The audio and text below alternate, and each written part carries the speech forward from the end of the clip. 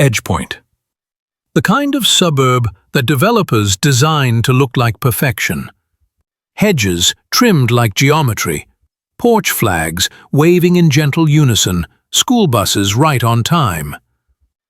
It was Tuesday, trash day. A luxury black SUV coasted slowly down Sycamore Lane before stopping in front of a colonial-style home with a for sale sign in the yard. The engine purred, then cut off. The door opened, and a tall black man stepped out.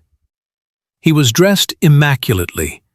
Gray-tailored suit, leather briefcase, polished shoes that clicked softly on the concrete. He looked like success, confidence, and command. And in Edgepoint, that alone was reason enough to draw suspicion. He paused at the base of the driveway and looked up at the house. A moment of reflection. He pulled out his phone and tapped a code. The digital lockbox on the doorknob chirped open. Across the street, parked under a tree with 2 coffees and idle minds, officers Hensley and Cooper watched. "See that?" Cooper squinted. "That Mercedes?" "Guy looks sharp." Cooper sipped. "Too sharp for Edgepoint." They watched a moment longer. The man disappeared into the house. "Run the plate?" Cooper was already tapping. The man walked through the foyer. Sunlight spilled through tall windows. He paused at the base of the stairs and took out a folder. Property inspection documents. His voice was low and steady as he spoke into his Bluetooth earpiece. "Yes, hardwood floors in good shape, kitchen backsplash was redone, no visible mold in the basement. We should be clear for tomorrow's walkthrough." He sipped from a stainless steel mug, calm, in control. Then came the banging. Thump, thump, thump. "Police! Open the door now!" Bryant blinked, sighed, and made his way back to the door. "Can I help you? You the owner?" "No, but I have authorized access. I'm license and ID. Step outside." Bryant raised an eyebrow. "Is there a reason I'm being approached like a suspect?" "We got a report about someone entering a vacant property. You fit the description." "And what description was that?" "Black male, gray suit, unfamiliar vehicle." "So, me." He handed over his ID and real estate license. They examined it. Too long, too suspiciously. "Do you have paperwork for the vehicle out front?" "Of course. But I'm curious. Do you ask every real estate agent in Edgepoint for car registration?" "You need to step outside." "This is absurd." Hensley's hand brushed his holster. "Step outside. You're being detained." The scene spilled onto the porch. Bryant's briefcase was still inside, next to his coffee. He put his hands on his head. "This is unnecessary. You'll regret this."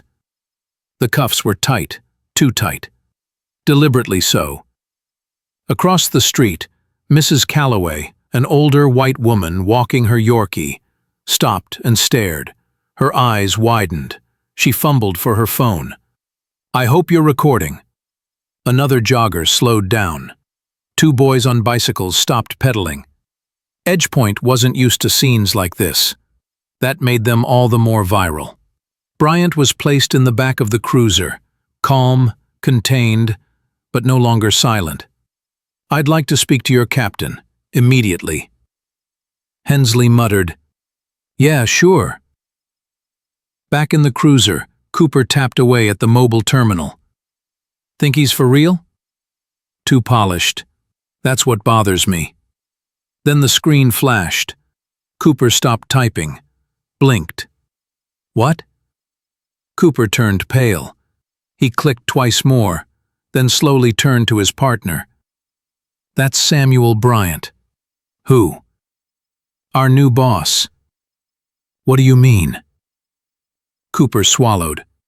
"Chief Bryant, sworn in Monday, head of citywide operations, the man we just cuffed." Hensley's mouth opened slightly. "Oh no." They stepped out of the cruiser, slower this time. Hensley's hands trembled as he unlocked the cuffs.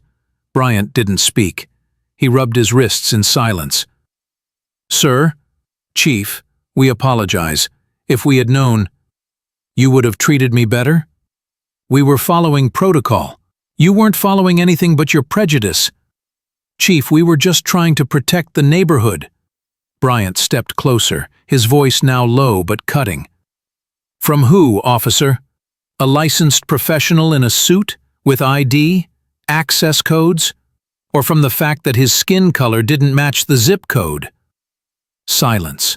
Bryant turned toward Cooper. "I want your watch commander on the line, and internal affairs at HQ by 2 p.m. Cooper fumbled with the radio. "This is Chief Samuel Bryant.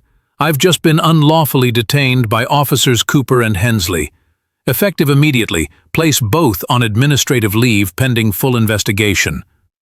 "Yes, Chief. Understood." Bryant handed the radio back. He looked at them again, not with anger, but something worse, disappointment.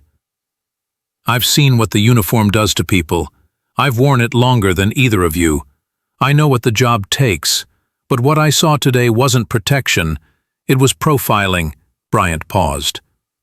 "I didn't just lose respect for you, you lost the community's." He walked back to his SUV, unhurried, calm, in control once again. The jogger kept recording. The neighbor across the street whispered into her phone. The boys on bikes pedaled away, faces puzzled and a little scared. The officers stood there, faces pale, futures uncertain, as the cruiser's lights flashed weakly in the morning sun. In the city precinct conference room, Chief Bryant stood at the head of a long table, sleeves rolled up. A folder marked Internal lay open in front of him. Internal Affairs sat across, pens ready. He looked up at them. "I'm not filing this because I want revenge. I'm filing this because I want change, not just in Edgepoint, but in every quiet suburb where a badge is confused for a shield against accountability." Silence. "The uniform isn't permission to fear the people we serve.